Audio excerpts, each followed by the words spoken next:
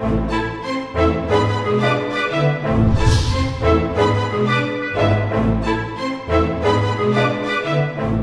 próximo 7 de mayo enfrentamos un nuevo hecho político, ir a una consulta popular.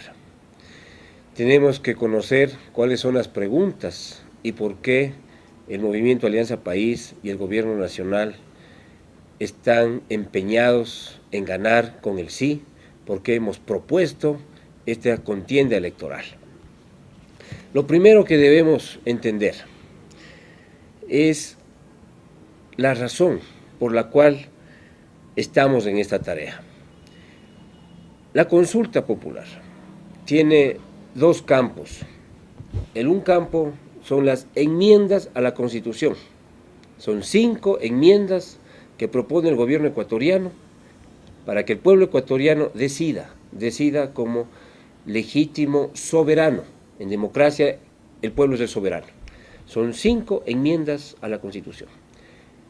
Y el segundo campo son 5 reformas o propuestas, ¿no es cierto?, de reformas legales para que la Asamblea Nacional, recogiendo el mandato popular, pueda proceder a esas reformas. Vamos a explicar enseguida cuáles son esas 5 enmiendas y cuáles son esas 5 reformas.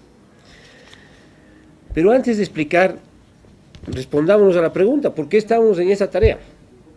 Y estamos en esa tarea porque nuestro gobierno, nuestro país, la revolución ciudadana, necesita producir un cambio en la justicia ecuatoriana, en la administración de justicia, porque necesitamos disminuir la impunidad que existe en la administración de justicia, porque necesitamos tener una administración de justicia integralmente reformada, globalmente reformada, que esté fuera del control de los grupos de interés económico, que esté fuera de control de los grupos de interés que han mantenido secuestrada la justicia en el país durante tantos años.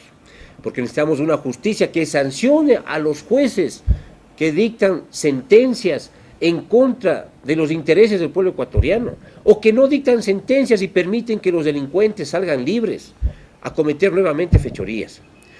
Si nosotros no logramos una modificación integral, global, drástica de la administración de justicia, el proyecto político corre riesgos. Las reformas institucionales del Estado ecuatoriano que hemos aprobado con la nueva Constitución corren riesgos. ¿Por qué? Porque tenemos una pata coja, una pata importante de la mesa, que es la democracia, que está coja, que no está funcionando bien. Por eso nos hemos corrido este riesgo. El gobierno ecuatoriano podría haber dicho, no, que siga nomás el proceso, de configuración del nuevo Consejo de la Judicatura, pero nosotros estamos empeñados en corrernos de estos riesgos cuando nos hemos corrido antes de otros riesgos. Nos dijeron que es una locura ir a un cambio en la justicia, pero también nos dijeron, no olvidemos, que es una locura sacar a los norteamericanos de la base de Manta. También nos dijeron que es una locura, ¿sí?, renegociar la deuda externa y ahorrar al país 7.000 millones de dólares. También nos dijeron que es una locura hacer inversiones sociales para sacar al país de la pobreza. Y nosotros nos hemos embarcado en todas esas locuras porque son necesarias. Y vamos a esta contienda electoral porque es necesario un cambio en la Constitución y en las normas legales para combatir la impunidad y para mejorar la seguridad de los ecuatorianos. Veamos cuáles son algunos de estos cambios en la Constitución. Son 5 cambios.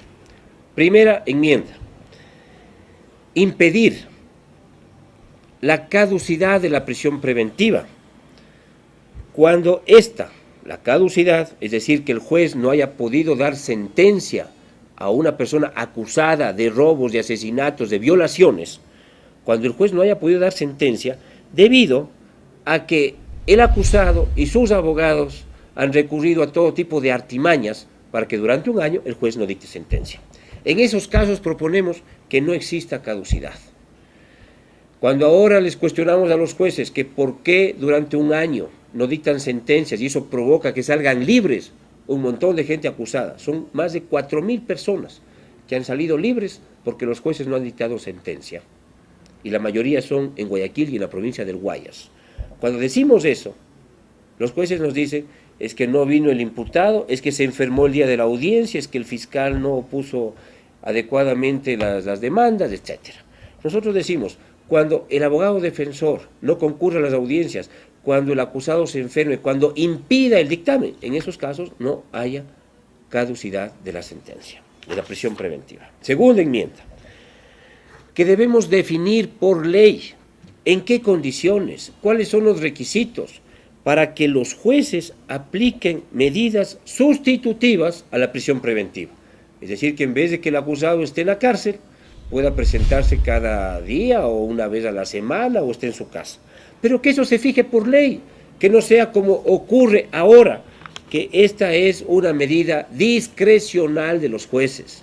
Fíjese lo que acaba de ocurrir en el caso del jugador Chucho Bolaños de la Liga. A uno de los acusados estuvo preso por estar involucrado en un acto violento, en una balacera que produjo una muerte. Le dieron una medida sustitutiva a discreción de la jueza y el tipo volvió a los pocos días a cometer otra vez un ilícito y casi mata al jugador Chucho Bolaños. Es decir, que exista controles, que exista condiciones definidas, requisitos definidos en la ley para cuando los jueces tengan que dictar medidas sustitutivas. Evitar la discrecionalidad de los jueces. Y vamos con la pregunta 4 y la pregunta 5. La pregunta 4 dice que se podemos o no, con el sí o con el no, aceptar la propuesta del Ejecutivo que se constituya un Consejo de Transición y que este Consejo de Transición, que durará 18 meses y está nombrado por delegados de la Presidencia, de la Asamblea Nacional y de la Función de Transparencia y Control, que ese Consejo de Transición sustituya al actual Pleno del Consejo de la Judicatura y que se encargue de la reforma a la administración de justicia en el país.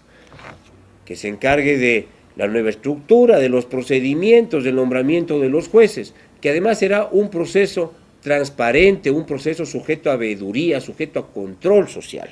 No queremos tener jueces dependientes del gobierno, no queremos tener jueces gratos con Alianza País, queremos tener jueces probos, jueces que apliquen la ley, jueces que respeten los derechos, pero también jueces que sancionen a los responsables de la inseguridad que tiene el país. Estos jueces estarán sujetos a control social, evidentemente, pero también estarán sujetos a juicio político los miembros de esta comisión que durante 18 meses estará responsable de la reorganización del sistema de justicia. Muchos países han reorganizado su sistema de justicia, el nuestro no es la excepción. En Montecristi nosotros respetamos la estructura que estaba definida del Consejo de la Judicatura, para que no nos digan que estamos metiendo la mano en la justicia, para que no nos digan que estamos violentando la independencia de poderes. Pero el país necesita tener un cambio en el sistema de justicia para protegernos de las nuevas formas de violencia, las nuevas formas de delincuencia, para protegernos del crimen organizado, pero también para protegernos de la impunidad del sistema de justicia en el país. Y la quinta pregunta propone modificar la actual composición del Consejo de la Judicatura y tener, en lugar de los 9 delegados definidos por los 9 miembros designados por el Consejo de Participación, tener 5 delegados de entre ternas enviadas por el presidente de la Corte Nacional de Justicia, que presidirá, por el fiscal general, por el defensor público, por el Ejecutivo y por la Asamblea Nacional. ¿Quiénes van a elegir de entre esas ternas? El Consejo de Participación. ¿Cómo? Con veeduría y con control social. ¿Qué es lo que estamos proponiendo?